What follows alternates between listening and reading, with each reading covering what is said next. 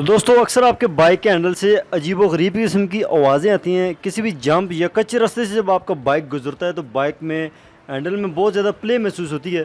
तो आज की वीडियो में आपको हैंडल के रिलेटेड काफ़ी सारी इन्फॉर्मेशन दी जाएगी, तो वीडियो को आपने मुकम्मल देखना है। Welcome back to Qureshi auto. दोस्तों आपने एक बहुत ही अच्छे यूट्यूब चैनल पे क्लिक किया है जिसमें मिले आपको बाइक से रिलेटेड तमाम मसाइल का हल। बाइक से रिलेटेड मजीद अच्छी अच्छी वीडियोस को देखने के लिए हमारे चैनल को सब्सक्राइब कर लें, साथ ही बेल के आइकन पे क्लिक करें ताकि हमारी हर न्यू आने वाली वीडियोस के अपडेट सबसे पहले आपको मिले। चलिए शुरू करते हैं। अच्छा तो दोस्तों आज हमारे पास एक 70cc बाइक आया है जिसके हैंडल के अंदर बहुत ज़्यादा प्ले हैंडल आवाज़ दे रहा है। तो उस्ताद हमारे पास मौजूद है जिनसे मालूमात लेंगे कि यार इसका क्या हाल है। उस्ताद जी क्या इसका काम करना पड़ेगा?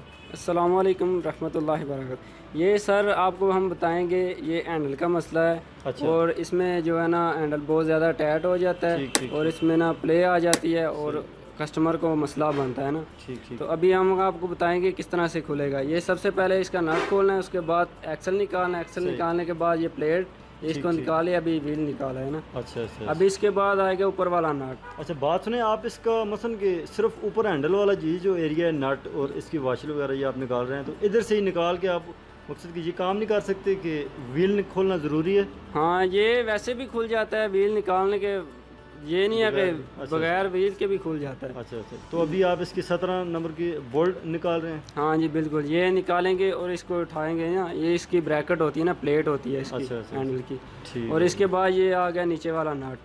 अच्छा हैंडल तो का मेन नट है? हाँ जी ये मेन नट है, इसकी वजह से जो है ना टाइट होता है हैंडल। और ये सारा इसका काम होता है ना। अभी ये देखे खोल लिया है मैंने, अभी इसको नीचे उतार रहा हूँ। अच्छा इसको बाहर निकाल रहे हैं आप? हाँ जी बिल्कुल। ठीक हो गया। इसके बाद आपको बताएंगे कि ये कैसे निकाले जाते हैं। ये इसकी कंडीशन देखेंगे अभी। ठीक हो ये गया। देखा है इसके अंदर कट लगे होते हैं ना। अच्छा तो मकसद कि ये बिल्कुल डैमेज हो चुका है और इस वजह से हैंडल के अंदर आवाज़ जी बिल्कुल ऐसी बात। अभी ये देखिए ना निकाल रहा हूँ। अच्छा ये आप कोने इसकी बाहर निकालेंगे? जी बिल्कुल इस तरह। तो ये इसकी जगह फिर नए कोने लगाएंगे इसकी जगह? जी बिल्कुल इसकी जगह पे नहीं लगेगी। ठीक हो गया। तो अभी आप इसको एक्सल से क्यों निकाल रहे हैं, उसकी क्या वजह? आपके पास तो टूल भी पड़ा हुआ है। हमारे पास टूल है, लेकिन जिसके पास नहीं है ना टूल उसके बता रहे हैं हम कि इस तरह से भी निकाले जा सकते हैं। अच्छा मकसद कि जो कस्टमर जो व्यूअर्स देख रहे हैं, अगर आपके पास टूल अवेलेबल नहीं है तो ये नहीं है कि ये काम नहीं हो सकता। हाँ ये एहतियात से करना पड़ेगा, मगर ये किसी भी एक्सल या कोई भी लंबा रॉड हो जिससे आप ये चीज़ें निकाल सकते हैं। जी बिल्कुल निकल सकती हैं। अभी ये दिखा रहे हैं आपको हैंडल कौन दिखा रहे हैं। अच्छा। ये इसका सेट है मुकम्मल। अच्छा तो ये सेट टोटल यही चीज़ें हमने फिट करनी है इसमें? हाँ जी बिल्कुल यही चीज़ें हैं। अभी ये देखें नीचे वाली कौन बिठा रहा हूँ मैं। अच्छा ये इसकी कौन है, तो इसमें दो किस्म की कोने होती हैं, इसमें मतलब थोड़ा साइज़ का फ़र्क होता है? इसमें एक सराख खुला होता है, एक चौड़ा होता है ना। अच्छा तंग होता है थोड़ा? हाँ ना जी, जो तंग होता है ना वो ऊपर आएगा, जो खुला होता है वो नीचे आएगा ना। अच्छा वो इस ऐनक के ऊपर लगेगा। और मकसद यही थोड़ी कन्फ्यूजन होती है नेम बनने के लिए कि यार कौन सी वाली हमने नीचे डालनी है, कौन सी वाली ऊपर डालनी है। हाँ जी यही बात हम आपको बता रहे हैं ना। जो खुला जिसका सराख होता है ना वो नीचे आएगी। अच्छा। ऐनक पे आएगी। जिसका थोड़ा तंग होता है वो ऐनक के ऊपर वाली साइड पे आएगी ना। अच्छा। हैंडल कोन के ऊपर वाली साइड पे आएगी। ठीक। अभी ये दिखा रहे हैं आपको कि जिनके पास टूल अवेलेबल नहीं है वो इस तरह भी कर सकते हैं ना। अच्छा ये कौन आपने छोटे वाली इसको क्या बोलते हैं, ये जो अभी आप इसको लगा रहे हैं इसके अंदर? ये कौन होती है ना, ये सेकंड हैंड है, जो इससे पहले निकाली है ना वो है। इसको साफ करके दोबारा से इसको एडजस्ट कर सकते हैं आप उसके साथ। ठीक। मकसद कि वो नए वाली कौन नीचे लगा के तो इसके साथ आप एडजस्ट करना है, हैमरिंग के साथ प्रेस करके तो इसकी जगह फिट कर सकते हैं ताकि ये अपनी जगह पे बैठ से। जी बिल्कुल ऐसे। ठीक हो गया। तो अभी ये देखें ना, मैं बाहर निकाल रहा हूँ ना। अच्छा। ये इस तरह भी निकल आती है ना, वैसे भी निकल आती है नीचे से भी। और जिसके पास टूल नहीं है ना वो इस तरह भी निकाल सकते हैं। ठीक हो गया। तो इससे आप क्या समझते हैं कि जब ये काम हम कर लेंगे तो इंशाल्लाह इसका मसला हल हो जाएगा? जी अल्लाह का शुक्र है, ये काम फिट होगा पूरा और कस्टमर पूरा खुश होकर जाएगा, कोई मसला नहीं होगा इसमें। बस यही चीज़ है, कस्टमर को मुतमईन करना है, हमारा मकसद तो यही है ना। हाँ ये अभी देखे ना कोने मैंने डाली हैं, ग्रीस वगैरह लगा दी हैं। अच्छा। इसके बाद छोटा काप ऊपर आएगा, कौन आएगी ऊपर। अच्छा इसका आप कह रहे थे कि ये छोटे वाला सुराख हो तो वो ऊपर आएगा? इसका तंग सुराख होता है, ये ऊपर आएगा। ये नीचे वाला जो है ना इसका सुराख खुला होता है। अभी इसको मैं ग्रीस वगैरह लगा रहा हूँ। अच्छा तो ये ग्रीस लगाना ज़रूरी है क्योंकि नया आप लगा रहे हैं, इसमें तो मसला नहीं होना चाहिए? इसमें ग्रीस लगाना ज़रूरी है इसलिए कि ये अगर ग्रीस ना लगाए ना तो ये दोबारा ख़राब हो जाते हैं ना फिर। अच्छा।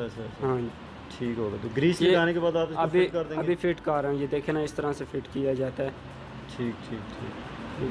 अच्छा, तो बस इसको सिंपल वही दो जो मेन कोन है उसकी ऐनक में बिठानी है, खुले सुराख वाली। जी बस ये देखें ना, अभी मैं ऊपर नट लगा रहा हूँ, ये हाथ के साथ भी लग जाता है, इसका एक टूल भी होता है उसके साथ भी लग जाता है, ये एक्सेल्स के साथ भी लग जाता है ना। अच्छा। जैसे आप लगाना चाहें लग सकता है। अगर ये टैट हो तो इसको एक्सेल के साथ भी लगा सकते हैं और इसके टूल के साथ भी लगा सकते हैं। ठीक हो गया। अगर ये टैट ना हो, आसानी से लग जाए, तो ये हाथ के साथ भी लग जाता है। ठीक हो गया। तो इसमें हैंडल के अंदर मसलन जिस तरह आप कहते हैं आवाज़ भी आ रही है, इसके अलावा कोई मसले हो जिसकी वजह से ये हैंडल कौन चेंज करनी पड़े, उचित कि कोई और फॉल्ट भी इसका है कि यार ये हैंडल ज़्यादा टाइट हो तो जिस तरह बाइक एक साइड भी जाती है वो मसला है, इस तरह के अलावा कोई चीज़ें इस तरह की हो?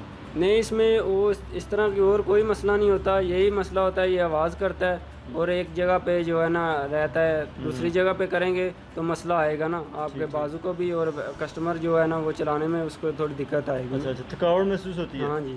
और दूसरा ये है कि अगर चलाएं तो इस तरह महसूस होता है कि यार बाइक जो है वो गिरने वाला एक साइड पे जा रहा है, ये भी महसूस होता है। हाँ, ये अभी ये देखे ना, मैं इसको प्लेट लगा रहा हूँ। सबसे पहले इसकी लगानी है गरारी। अच्छा, मीटर गरारी ना, स्पीडोमीटर की गरारी। उसके बाद प्लेट बिठानी है, प्लेट बिठा के इसके बाद नाट टाइट करना है इसका। उसके बाद इसको चेक करना है कि ये रवा है या नहीं है। ठीक। ये सही चल रहा है, ये अभी देख लें, ये अभी सही है। सही है, बिल्कुल आराम से जा रहा है। ये अभी ऊपर वाला मैंने नाट लगाया है, इसको टाइट करूँगा, फिर इसको चेक करूँगा दोबारा। तो ये देखें मसला हल हो जाएगा जी। ये देखें अभी मैं चेक कर रहा हूँ इसका, अभी ये ठीक है। ठीक हो गया। तो दोस्तों उम्मीद है कि आपको हमारी ये वीडियो अच्छी लगी होगी। इंशाल्लाह इस तरह आप देखने के बाद किसी भी अपने बाइक में ये मसला दूर कर सकते हैं।